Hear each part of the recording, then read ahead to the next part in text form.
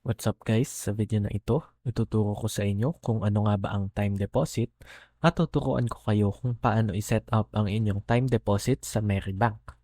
For more videos tulad nito, paki-like naman and subscribe. Maraming salamat po. Reminder lang, hindi ito financial advice, kaya maigi na i-explain ko muna sa inyo kung ano nga ba ang time deposit bago ko ipakita kung paano mag-time deposit sa Merrybank.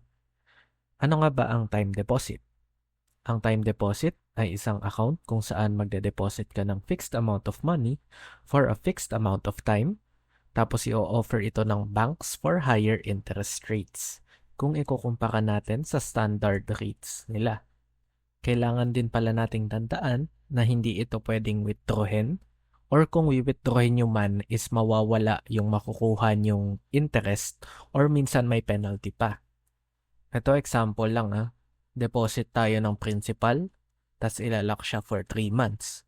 Kikita ito ng 3.5% interest per annum or per year.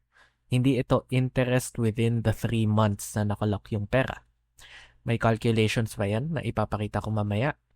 Tapos at the end of the term is makukuha nyo na yung locked principal amount and yung tubo o interest na kinita nito. So, punta tayo sa Merrybank at ituturo ko kung paano itong time deposit na ito. Pindutin lang natin itong upfront time deposit. Commonly asked question dito is ano nga ba yung upfront deposit? Basically, ibibigay agad sa atin ni Merrybank yung tubo o interest na kikitain nung ating principal amount na ide-deposit. Day 1 pa lang, mapupunta na agad sa wallet nyo yung tubo o interest na kikitain nung ilalock up na principal. Pero yung principal nyo, dapat nakalock siya for the given term. Pause nyo na lang yung video at basahin itong full explanation sa help desk ng Merrybank. Ngayon naman, pag napindot na natin itong upfront time deposit, dadalhin tayo kung saan pipili tayo ng term. Pili tayo kung 1 month ba or 3 months. Since first trial ko pa lang naman, ang pipiliin ko is 1 month. Since pareho lang naman ang interest rate per annum ng 1 month at ng 3 months. So, 1 month ang pipiliin ko. Dito, i-type lang natin yung principal amount na gusto nating i-deposit. Ito yung amount na malalock for 1 month at kikita ng interest. Pinapakita din dito kung magkano ang interest na kikitain ng 10,000 pesos ko. Pindutin lang natin itong maliit na I for more details. Dito ipapakita yung calculation. Again, yung 3.75% per annum or per year ay hindi po kikitain sa loob ng isang buwan. Meron ding withholding tax na deductions. So as of now, ang rate po na ito sa 10,000 is around 25 pesos mahigit. Yan yung itutubo niya within the 1 month and yan yung makukuha ko upfront. For more information, i-pause lang ulit ang video at basahin itong calculations. Ngayon naman, for maturity instruction, ang pipiliin ko is withdraw upon maturity para makuha ko agad yung 10,000 after 1 month kasi pag auto rollover ang pinili ko, mata-time deposit ulit itong principal ko the next month. Pero dahil ayun nga, trial lang naman ito, gusto ko muna siyang i-lock for 1 month. Sa category, general savings lang ang ilalagay ko. Kayo na bahala kung anong gustong category ang trip nyo. Pareho-pareho lang naman yan. Walang mangyayari sa interest. Walang difference sa ibibigay na rewards. Etong name, optional lang din naman to.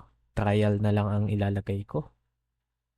Check ko lang din itong box ng agreement sa terms and conditions. Basahin nyo na lang din for more details kung gusto nyo.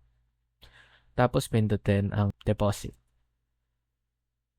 At ayan, may congratulations na agad yung upfront deposit natin at pinakita na kung magkano yung upfront interest na aking nakuha. Pindutin lang ang got it. Ito naman yung resibo ng time deposit. Pindutin lang ang done.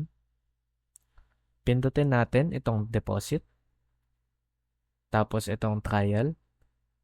Dito makikita natin yung current status kung kailan ang maturity date nitong time deposit.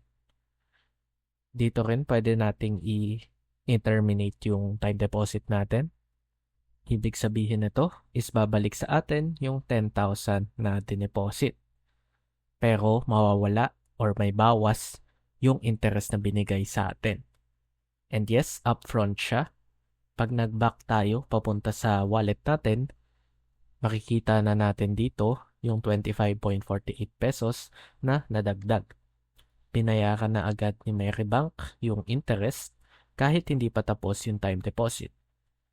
Basta hindi natin i-terminate within the term, wala itong expected deductions. For more details, ito ulit, pwede nyong i-pause. Basahin lang po palagi ang terms bago kayo maglagay ng pera sa time deposit.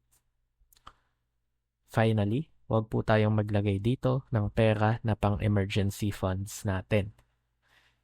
Para lang po sa ipon na sure na hindi nyo gagalawin within a certain amount of time or kakailanganin by then.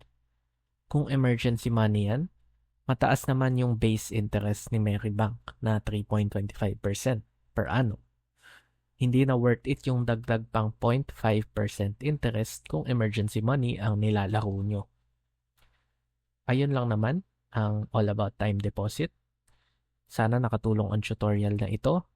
At siguro after 1 month, pag nakuha ko na yung 10K, magko-comment ako sa video na ito kung okay ba siya, kung legit ba siya, kung goods ba mag-time deposit sa Marybank. Kung may issues naman ako, siguro gagawan ko na lang din ng video. Pero so far, so good naman si Marybank for the past month. Kung nakatulong ang video na ito or kung may natutunan kayong bago, paki-like naman yung video. Libreng paraan ito para masuportahan ang ating channel. Subscribe din para hindi nyo ma-miss ang aking mga reviews sa iba't ibang features ng iba't ibang e-wallets na available sa atin. Mag-comment lang din kayo kung may gusto kayong ipacheck sa akin ng digital bank or e-wallet. Susubukan nating gawan ng video ang mga yan. Tapos kung wala pa kayong Marybank at nag-check lang kayo sa video na to check if ano yung time deposit na ino-offer ni Marybank, meron akong tutorial video kung paano gumawa at mag-verify ng Marybank account. Ang Marybank ngayon, as of making this video, ay nag-o-offer ng napakadaming rewards lalo for new users. Up to 315 pesos. Pero madadagdagan pa yan ng extra 150 pesos kung gagamitin nyo ang referral code ko. Marybank na ata ang nag-o-offer ng pinakamabilis na paraan para may rewards tayo pang online shopping. Kung gusto nyo matutunan yan, click nyo lang yung video na nasa screen. See you all sa next video.